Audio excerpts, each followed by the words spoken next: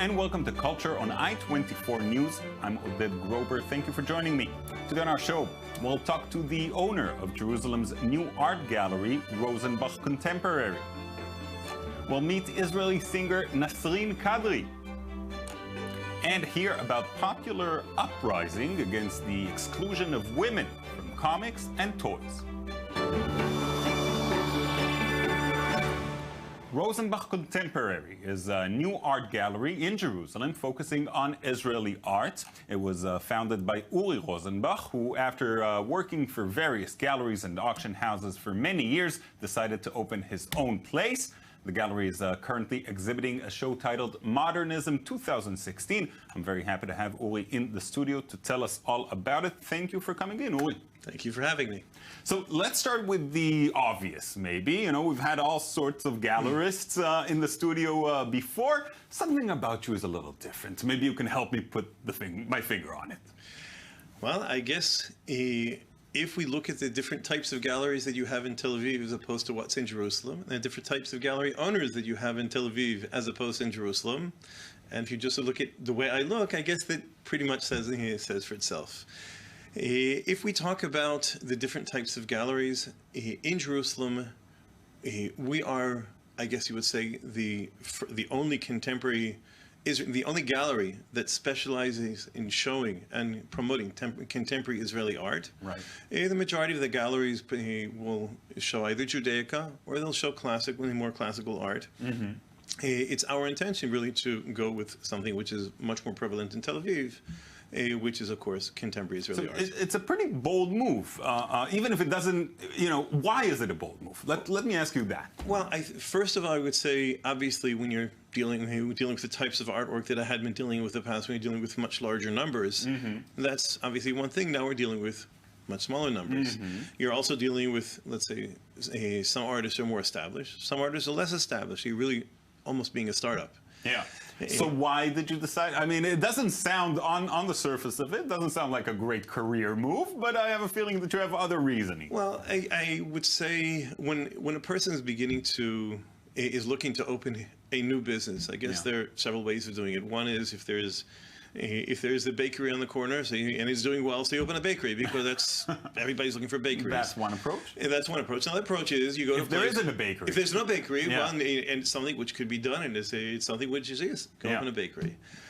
When I was looking, and I've been working obviously on King David Street area for many, many years, mm-hmm. And in Jerusalem, as I mentioned, in Tel Aviv, something which exists tremendously. Yeah. In Jerusalem, it doesn't exist. And do you think that there is a thirst for it? Do you think that the audience for it exists in Jerusalem?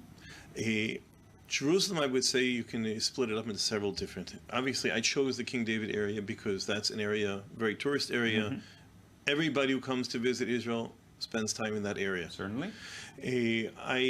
For the last 2 years, I had an office in New York. We did several exhibitions of contemporary Israeli art.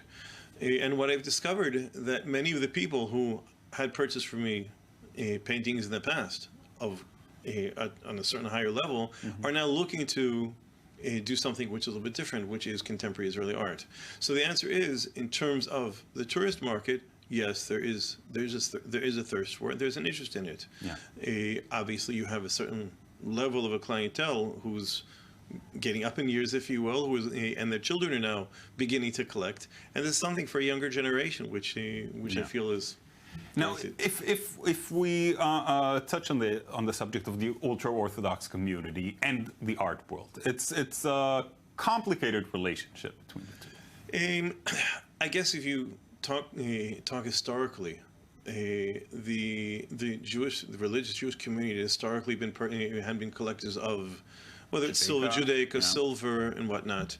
There has been a trend to begin purchasing, of course, with more affluence, of purchasing paintings, whether whether impressionist, post-impressionist, Israeli, whatever.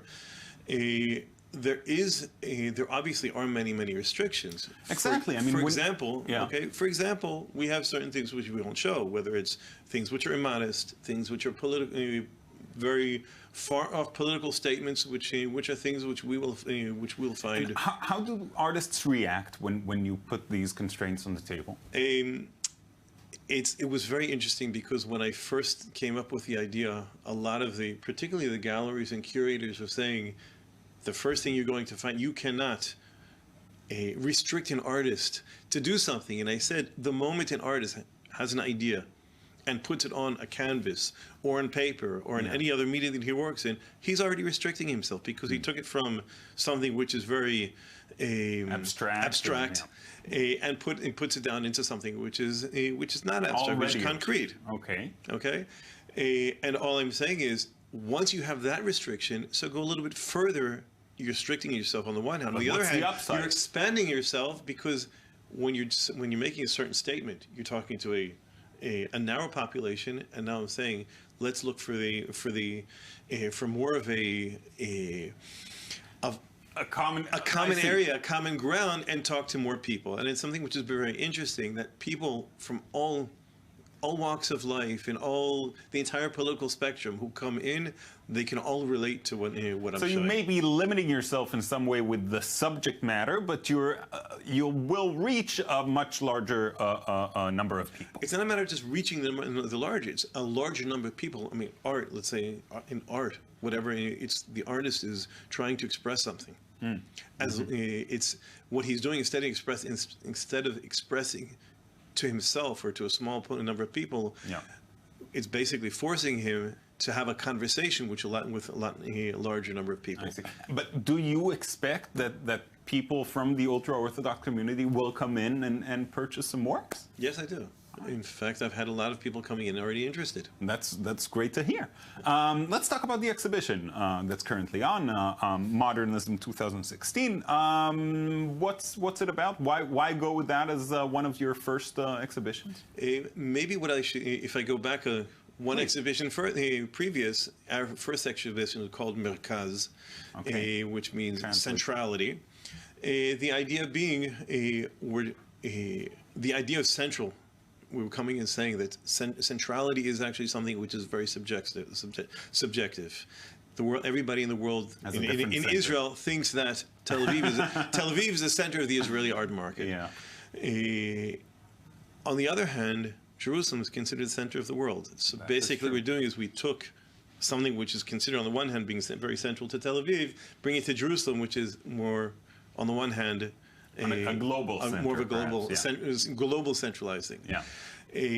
This exhibition of modernism, we're taking something which is a movement which is very traditional, which if you walk around the King David area, you'll see many galleries relating to that type of a theme, but bringing it something which is very relevant to today's artists. So we've taken artists who are working in the modernistic aesthetics based upon the masters from the late 19th, early 20th centuries, and putting it into something which is very contemporary today. Well, it seems very interesting, Uri. I thank you again for coming in. I wish you the best of luck. Thank you very much. It was my pleasure.